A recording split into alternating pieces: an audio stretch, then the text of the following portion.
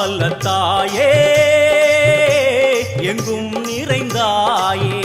உன் திருநாமமே இங்கு பல கோடியே அதில் எதை சொல்லி நான் அழைப்பேனோ